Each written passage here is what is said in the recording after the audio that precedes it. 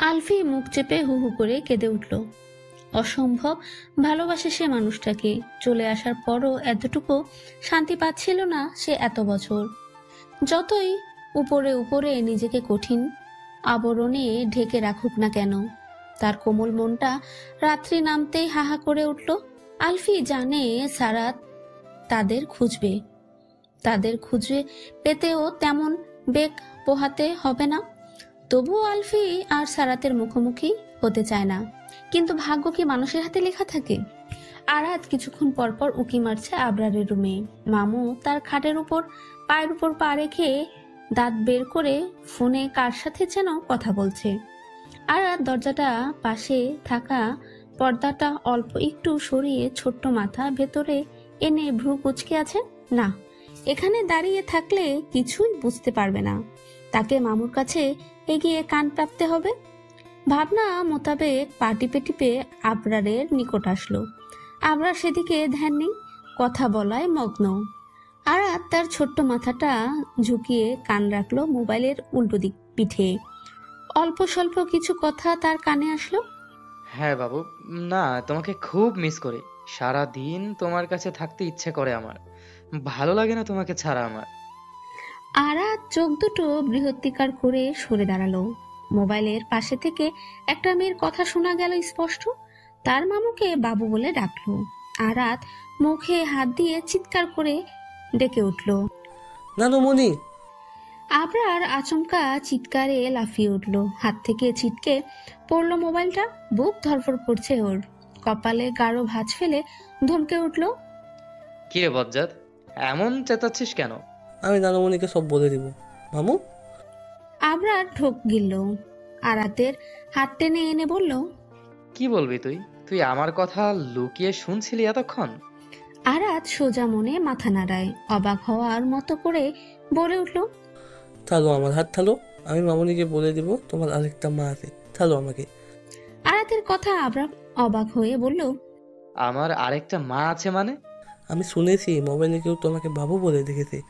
নানুমণি তো তোমায় বাবু বলে ডাকে আদর করে। আবরার থতমত খেল। ওর ধ্যানের মাঝে আরাত হাত ছাড়িয়ে নানুমণি বলে ডাকতে ডাকতে দৌড়ে গেল। আবরাত আতকে উঠল। এখন যদি এই ছেলে গিয়ে উল্টাপাল্টা কিছু বলে ফেলে, সে ফ্যাসাদে পড়বে। আবরার কপাল চাপড়াতে দৌড় দিয়ে ড্রয়িং রুমে হাজির হলো। তৎক্ষণিক আরজুর রহমান ডাইনিং টেবিলে খাবার পরিবেশন করছে।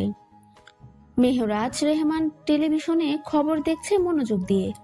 আলফিও তখনই হাজির হলো সেখানে। আরাত তখন দৌড়ে এসে একদম নানুমণির পিছনে এসে দাঁড়ালো। নানুমণির ওনার কোণ টেনে হাঁপাতে হাঁপাতে বলে উঠল, নানুমণি শোনো, মামুন না আরেকটা মা আছে। সবাই বিস্ময়কর দৃষ্টিতে ওর দিকে তাকালো। আরজু রহমান হাতে থেকে টেবিলের উপরে প্লেট ফেলে দিয়ে নাতির দিকে তাকালো। মেহরাজ রেহমান খবরের গুরুত্বপূর্ণ কথাটা শোনা বদলে চমকে নাতির মুখের দিকে তাকিয়ে আছে। আলফি ছেলেকে বকে উঠল সাথে সাথে, কি বলছো আবল তাবল? আরাত সিরিয়াস মুখভঙ্গি করে মাথা নেড়ে বলল, নো মাম্মা, আমি আবল তাবল বলছি না। আমি একটু আগেই মামুর ঘরে শুনেছি মামুকে একটা মহিলা বাবু বলে দেখেছে, কিন্তু মামুকে তো নানুমণি বাবু বলে ডাকে। বিশ্বাস না হলে মামুকে আক্স করো। আরজু রহমান স্বামীর দিকে চোখ গরম করে তাকালো। বেচারা মেহরাজ রহমান বইয়ের শক্ত চাহনি দেখে থতমত খেয়ে বলে উঠল, বিশ্বাস করো, আমার তুমি ছাড়া আর কেউ নেই আরজু।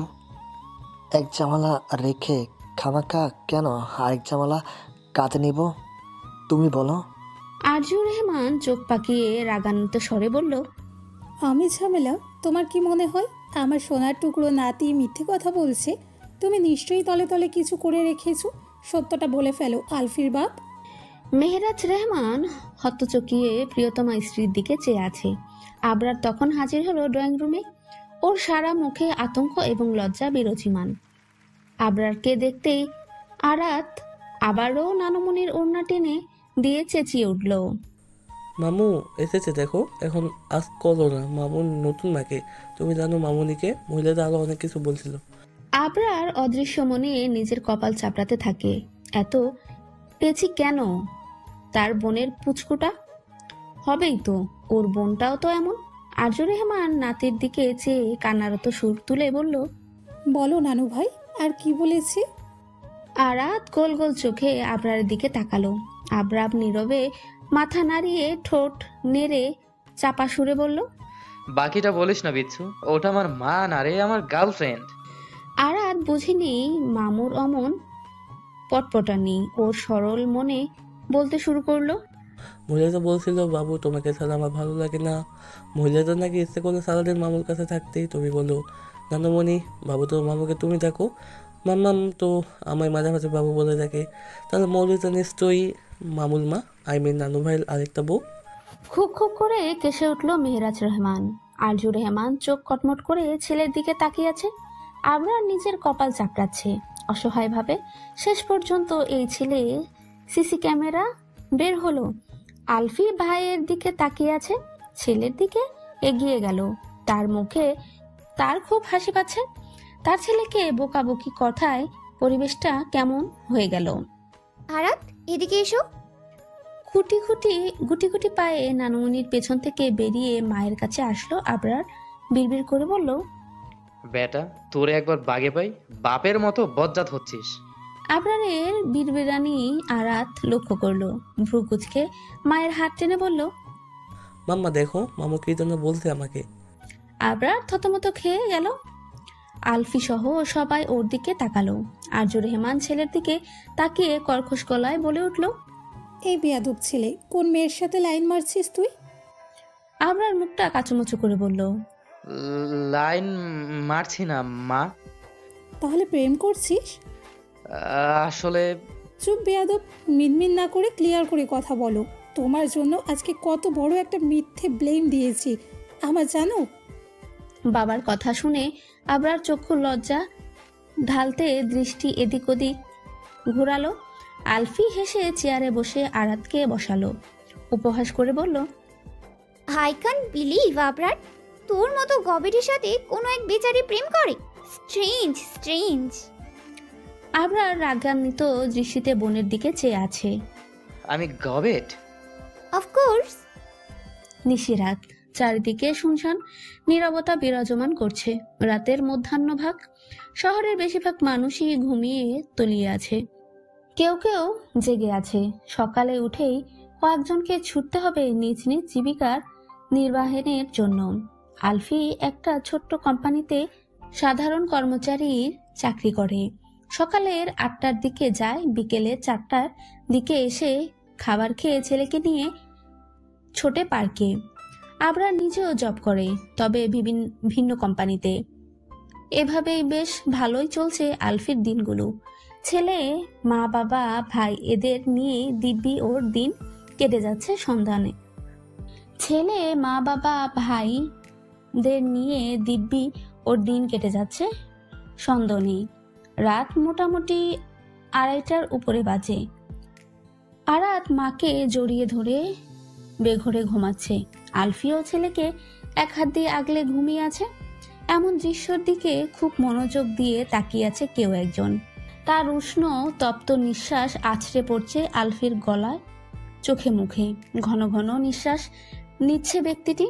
আজকে তার কেন যেন এমন দৃশ্য দেখে রাগ হচ্ছে না, আর না ততটা পাগলামি করতে ইচ্ছে করছে। মানুষটা নিজ মাথা একটু ঝুঁকিয়ে আলফির গলার কাছে আসলো। এক সুদীর্ঘ নীরব নিঃশ্বাস টানলো, যেন তৃষ্ণার্ত কার তার প্রতি সাধারণ জলটুকু পেলে ইচ্ছে করলো আলফির শরীরের সব মোহনীয় ঘ্রাণ নিজের মাঝে নিয়ে নিতে। বাঁকা হাসলো। আলফির মুখের দিকে তাকিয়ে বলে উঠল, With me, baby girl. Sharat chaser than now back in your life. চোখে মুখে এবং গলায় তপ্ত নিঃশ্বাস অনুভব করতে ঘুমের মাঝে নড়ে চড়ে উঠল আলফি। ছেলেকে শক্ত করে জড়িয়ে ধরে আবারও ঘুমে তলিয়ে গেল। আলফির নরণচরণ দেখে আলতো হাসলো সারাত। আলফি কপাল উচকালো ঘুমের মাঝেই। মনে হচ্ছে কেউ এক ধ্যানে ওর দিকেই তাকিয়ে আছে। অস্বস্তিতে ঘুম হালকা হয়ে গেল তার। পিটপিট করে অন্ধকারের মাঝে চোখ খুলে তাকালো। তার ঘ্রাণেন্দ্রিয় দিয়ে সুরসুর করে পরিচিত ঘ্রাণ পেতেই চমকে উঠল। 6টা দিক 6টা বছর পর পরিচিত ঘ্রাণটা শরীর মন দুটোই শিরশির করে উঠল। আলফি চট করে উঠে বসল। আরাতের ঘুমন্ত মুখের দিকে একবার তাকিয়ে পুরো রুমে নজর বোলাতেই তার দৃষ্টি স্থির হলো কোনো এক ছায়া মানবের উপর। অন্ধকারে আচ্ছা আলোয় রুমের ভিতরে থাকা সিঙ্গেল সোফায় কেউ একজন বসে আছে মনে হলো আলফির। মুহূর্তে বরফের ন্যায় জমে গেল মানব ছায়াটা, কার বোঝা যাচ্ছে না। আলফি ভয় দূর করে চকিতে টেবিলের ল্যাম্প জ্বালিয়ে সোফার তাকাতেই ভূতোলন কেঁপে উঠল ওর। চোখ দুটো অস্বাভাবিক থেকে বড় হয়ে গেল, বরফের ন্যায় জমে গেল পুরো দেহ। হাত পা এবং গলা কাঁপছে তার। বুকের হৃদযন্ত্রটা থেমে গেল যেন কয়েক সেকেন্ডের জন্য। ঠিক 6 বছর পর মানুষটাকে দেখে কলিজা জ্বলান করে উঠল। আতঙ্কে ভয়ে বিছানার চাদর খামচে ধরে থরথর করে কাঁপতে থাকা কণ্ঠনালী গলিয়ে বলে উঠল, সারাত শেহজাদা। সারা তখনও পলকহীন তাকিয়ে আলফির দিকে। পলক ফেলতেই যেন আলফি হারিয়ে যাবে তার থেকে। সারাত পায়ের ওপর পা রেখে বসে আছে, আলফি তাকিয়ে আছে। লোকটার মাঝে বেশ পরিবর্তন এসেছে। গায়ে জড়ানো ডার্ক রেড শার্ট এবং ব্ল্যাক জিন্স। বলিষ্ঠ শরীরটা আরো বলিষ্ঠ হলো, আগের থেকেও আরো বেশি সুন্দর হয়েছে। লাল ঠোঁট জোড়া অনেকটাই কালচে হয়ে আছে। সারাত কি সিগারেট খায়? প্রশ্ন জাগে মনে। সারাত স্নান হেসে উঠে দাঁড়ালো। খুব স্বাভাবিক ভঙ্গিতে আলফির অতি নিকট এসে ঝুঁকে দাঁড়ালো। চোখে চোখ রেখে বাঁকা হেসে সুর টেনে হাসকি ভয়েসে বলল, hello my sweet baby girl. আলফি দম বন্ধ করে অবিশ্বাস্য নজরে সারাতের দিকে চেয়ে আছে। আরাতের দিকে এক পলক তাকালো। সারা তো ওর দৃষ্টি লক্ষ্য করে ছেলের দিকে তাকালো। আলফি আতকে উঠল অজানা ভয়ে। কাপা হাতে বাড়িয়ে আরাতকে আগলে ধরে বলল, নি এখানে? It's me. আমাকে এক্সপেক্ট করনি? আলফির চোখ বেয়ে গড়িয়ে পড়ল নোলা জল। সারাত খুব আদরে ভাবে চোখের পানি মুছে দিয়ে ভরাট কণ্ঠে বলল, ভয় পাচ্ছ আমায়? আলফি ড্যাব ড্যাব করে চেয়ে আছে। মনে মনে চাইছে আরাত যেন জেগে না যায়। আলফি নিজেকে কঠিন করার চেষ্টা করছে, কিন্তু পারছে না। বারবার সে দুর্বল হয়ে পড়ছে সামনে থাকা সুদর্শন পুরুষটার উপর। হুট করে এত বছর পর সারাতকে এখানে কিভাবে এলো, তাও এমন অনাকাঙ্ক্ষিত ভাবে। Look at me. আলফি তাকালো, গলার স্বর কঠিন করে বলল, এত বছর পর আপনি এখানে? তুমি যেখানে আমিও সেখানে। চলে যান এখান থেকে। চলে যাওয়ার জন্য তো আসেনি সোনা। তাহলে কেন এসেছেন? হুট করে সারাত কিছুটা দুর্বল হয়ে পড়ল।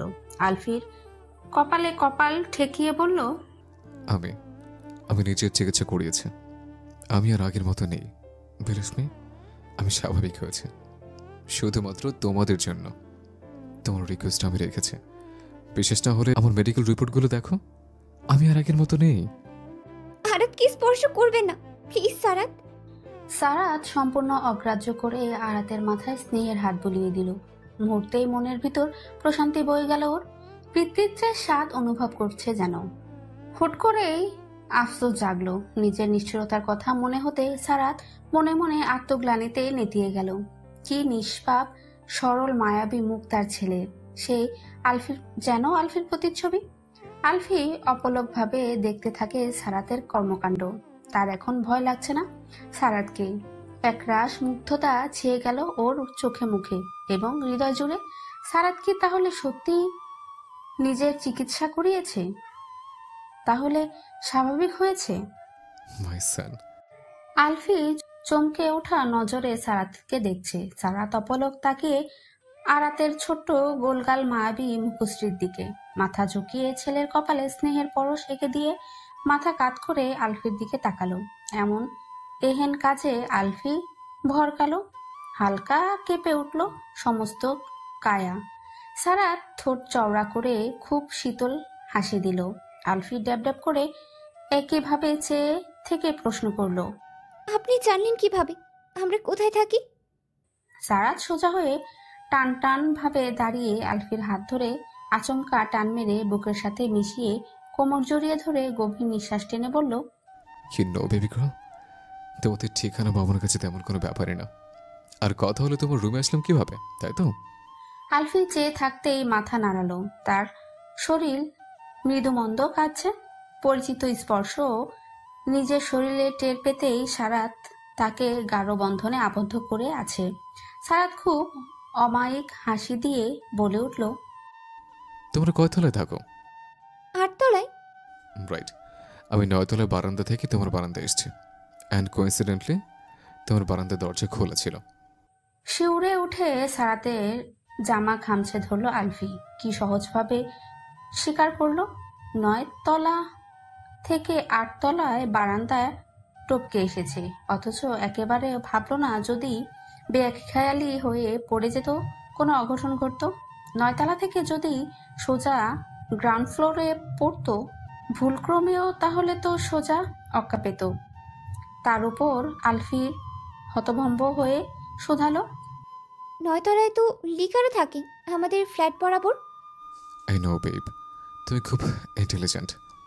আমি বরাবরই তোমার বুদ্ধি দেখে মুগ্ধ হই। সারাত, stop, just stop sweetheart. I am tired, very tired. 6 বছর তুমি এবং আমার লিটল সনটা আমার থেকে দূরে ছিল। থাকুনি আমার পাশে, কেউ থাকে না আমার পাশে সুইটহার্ট। না মম থেকেছে, না বাবা, আর না দাদুন, কেউ না। শেষে তুমিও থাকুনি। আমি ছোট থেকেই কুমড়ে কুমড়ে বড় হয়েছে। মেন্টালি সিক হয়ে পড়েছিলাম। নিজের মতো দিন কাটাতে শুরু করি। ধীরে ধীরে লোক সমাগম আমার অসহ্য ঠেকত, তবুও সহ্য করে এসেছি নিজের প্রফেশনের জন্য। আমার লাইফে ভালোবাসা কি জানতাম না, শুধু জানতাম যেটা আমার সেটা আমার, যেভাবেই হোক সেটা আমার হয়েই থাকবে। কিন্তু হুট করে একদিন তোমাকে দেখার পর আমার হার্টবিট খুব দ্রুত চলতে লাগলো। তখন অস্থির লাগছিল নিজেকে, বুকের ভেতর কেমন চিনচিনে ব্যথা অনুভব করেছিলাম। তোমাকে হারানোর ভয় এক একটা রাত আমার বিভীষিক আমার নির্ঘুম কাটত। And yes, I can understand, I love you. পাগলের মতো ভালোবাসে, এখনো ভালোবাসে। আমি তোমার একটুখানি ছায়াও কারোর সাথে শেয়ার করতে পারবো না। আলফির ভীত নজর সারাতকে দেখছে। সারাত মলিন হেসে আলফিকে আর একটু কাছে টেনে বলল, আমি সুস্থ হয়েছি শোনো, ভয় নেই। নিজের সন্তানের কোনো ক্ষতি আমি করবো না, আর না কাউকে করতে দেব।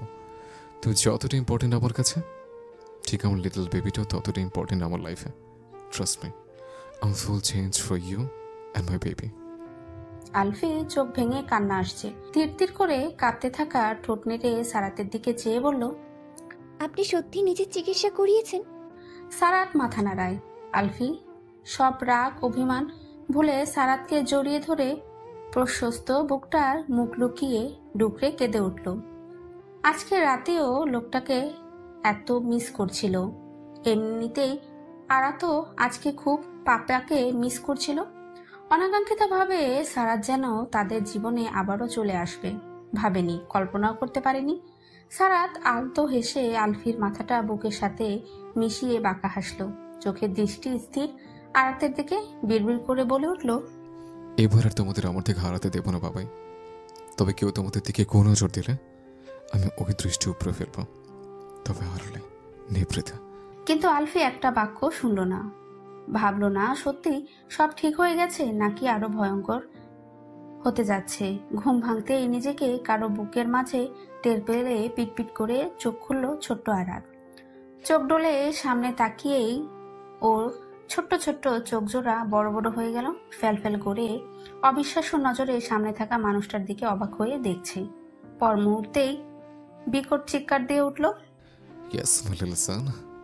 ছোট্ট নরম দুখানা হাত জড়িয়ে ধরল সারাতের গলা। মুখ গজল ওর ঘাড়ে। সারাত প্রশস্ত হেসে ছেলেকে ছোট্ট আদরে শরীরটার বুকের মাঝে জড়িয়ে ধরল। ওর টের পাচ্ছে ওর বুক কাঁপছে খুশিতে। ছেলের মুখে পাপা ডাক শুনে অন্তরাত্মা যেন জুড়িয়ে গেল। আরাত মুখ উঠিয়ে বাবার দিকে তাকিয়ে বাবার দুগালে হাত রেখে ডেকে উঠল, পাপ্পা। সারাত স্নিগ্ধ নিষ্পাপ মুখটার দিকে তাকিয়ে জবাব দেয়। আরাত খুশিতে গদগদ হয়ে বলে উঠল, পাপ্পা, বাবা তুমি আরাতের কাছে চলে এসেছো। বাবা তুমি জানো আরাত তোমায় কত মিস করতে। কতটা মিস করলে? আরাত হাত দুটো দুই দিকে মেলে ধরে পিঠ কুঁচকে হাত আরো জোরালো করে মেলে ধরলো। এতগুলো মিস করেছে। ও পাপা, আমি সারপ্রাইজ। সারাত মুচকি হেসে ছেলের কপালে চুমু খায়। তখন রুমে প্রবেশ করলো আলফি। বাবা ছেলের খুনসুটি মুগ্ধ হয়ে দেখলো অপলক। এতক্ষণ টেনশনে থাকায় কপালে মৃদু বলি রেখা ফুটেছিল, তা সহসায় এমতর দৃশ্য দেখে মুলিয়ে গেল। খুব সকালে সারাতকে দেখে হতভম্ব হতবাক হয়েছিল পরিবারের এক একটি সদস্য। ভয়ে কুকড়ে উঠেছিল। ঘটনা মনে পড়তে মেহরাজ রেহমান, আরজুর রেহমান ও আবরারের চোখ মুখ জুড়ে ছিল তীব্র। 6 বছর আগের ঘটনা মনে পড়তে মেহরাজ রেহমান, আরজুর রেহমান ও আবরারের চোখে মুখে জুড়ে ছিল তীব্র অবকতা ভয়। মেয়েকে চেপে ধরেছিল আরজুর রেহমান। আলফির হাতের দিকে তখন সারাতের শীতল চোখ তাকিয়েছিল। আরজুর রেহমান কি তার লিটল বারবির হাতটা খুব শক্ত করে ধরেছে? ব্যথা পাচ্ছে কি মেয়েটা? সারাতের জল শক্ত হয়ে উঠল, কিন্তু তার ব্যবহিক রূপ দেখে রাগের ধাঁচ বোঝা মুশকিল। তবে আলফি খুব সূক্ষ্মভাবে খেয়াল করলো সারাতকে, তার হাতের দিকেই সে শীতল দৃষ্টি। আলফি অজানা ভয়ে নিজের হাত মায়ের হাত থেকে ছাড়িয়ে নেয়। তার কেন মনে হচ্ছে সারা ঠিক হয়নি, সব বানোয়াট লাগছে।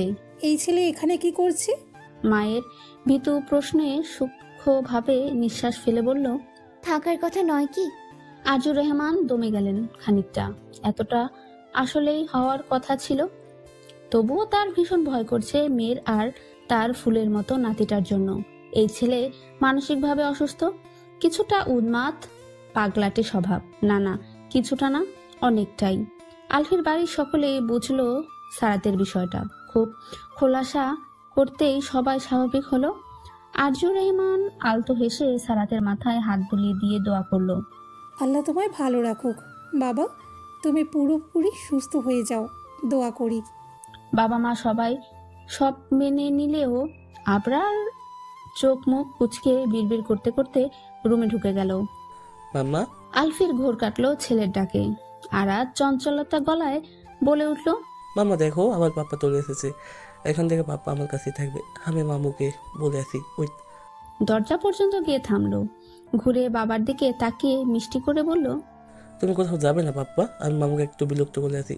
সারাত হেসে ছেলের চুল ঠিক করে দিয়ে বলল, যাও।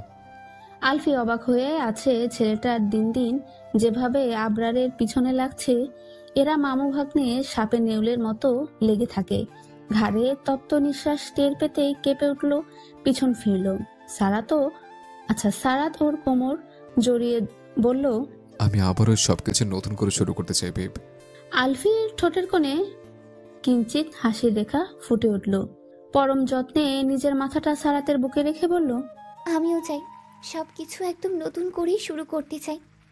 আমি, আপনি এবং আমাদের বাচ্চা। দেখো লিয়া, আমি তোমার লাইক করি না, তা আমার কাছে একদম আসবে না। রিয়ানা গাল ফুলালো। তার আরাতকে ভালো লাগে খুব।